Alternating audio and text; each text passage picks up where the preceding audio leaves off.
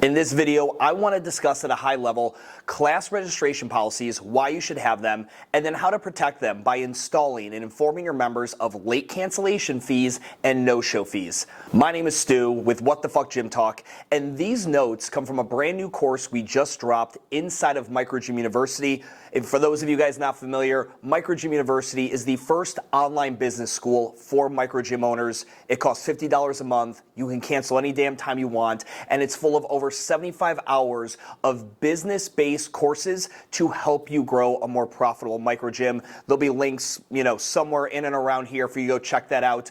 But I wanted to go ahead and create this for free for those of you guys who are not enrolled at MGU to get that conversation started maybe with yourself or your staff when you know that class registration policies and late cancellations and no-show fees are something you need to be installing in order to provide the best experience possible. And that's truly what we're talking about. When we go and we do things like this, install class registration policies, create late cancellation and no-show fees in order to increase the compliance of those policies, we're really doing this for three reasons. We're doing this to increase the client experience of your members.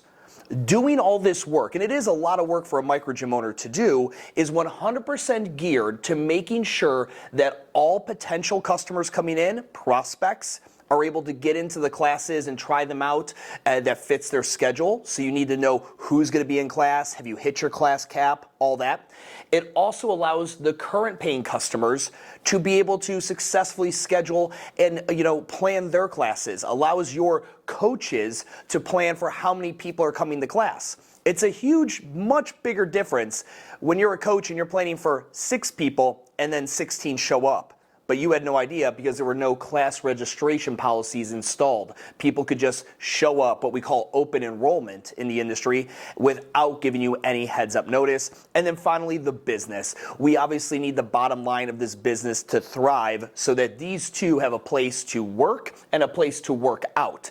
But one of the best ways to do that is to be able to track certain financial metrics, knowing when people are attending, how often they're attending, what is their average revenue per person per class?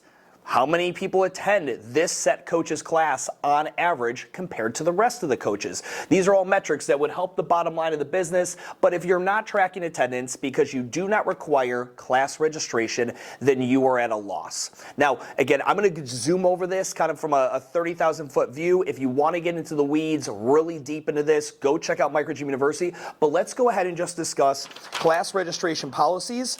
And I'm going to talk to you a bit about them in terms of how I installed them at my microgym, Urban Movement in Charlotte, North Carolina, and just an overall general what I would recommend. But at the end of the day, you're probably going to need to tweak this information for your business. There's a handful of other variables that you're going to want to consider. Again, check out MGU for the full course. But here's what I'd recommend. Class registration, go ahead and allow people to register 7 days out, meaning they can wake up on Sunday morning, go ahead and look at the schedule, and they should be able to book out for 7 days. That allows your members the highest likelihood that they're going to be attending classes because they're able to fit it in with the rest of the week already. They're able to book out times. That way nobody goes and books a meeting on their calendar. Or that way they're able to tell their husband, hey, can you pick up the kids because I'd like to go work out on Thursday afternoon, whatever it may be. Allow them to book out 7 days in advance.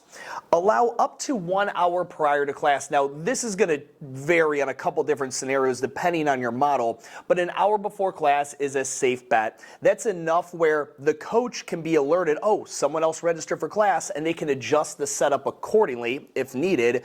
But it also allows for that last minute, oh, I thought I was going to have to go to this meeting, but I don't. Man, great. Now my gym bag's already in the car. I can hop in and take a class. Boom, get registered. Member management software app. Always be utilizing and requiring your members to use the member management software app. This is imperative, guys. You're already paying for it. right? And these companies have spent a lot of money making sure the client experience is really good on these apps. So please make sure this is it. You do not want members calling or texting or emailing you to reserve a spot in class. That is an administrative headache. And then front desk kiosk. This is another one. Most of your member management software companies have an opportunity for you to have an iPad at the kiosk. That way, let's say someone's having an app mishap, right? A lot of times these apps might go down or something might be wrong or whatever it may be. They can still register at the front desk. But at least now you are creating policies and installing things that require class registration. Now, we got to make class registration more likely to be adhered to. So we need to install monetary fines for when people late cancel or no-show. Now, this idea of installing a monetary fine is really difficult for a lot of gym owners. They don't want to seem like they're nickel and diming. And as I go into inside of MGU in that course, and I'll just briefly tell you here, the goal here isn't to make money on this. A really good cancellation policy doesn't make you any money because people follow it. Do you see what I'm saying? If you have a number, a monetary fine high enough, which I generally am going to recommend is probably close to your drop-in fee. Whatever your current drop-in fee is, that's probably where your monetary fine should lie for a late cancellation or a no-show. You are going to deter members from hitting that snooze alarm at 4:45 a.m. when they scheduled the 5:30 a.m. class. And then your coach who went to bed the night before and saw 20 people registered shows up early, gets everything set up for 20 people, and only 6 show up.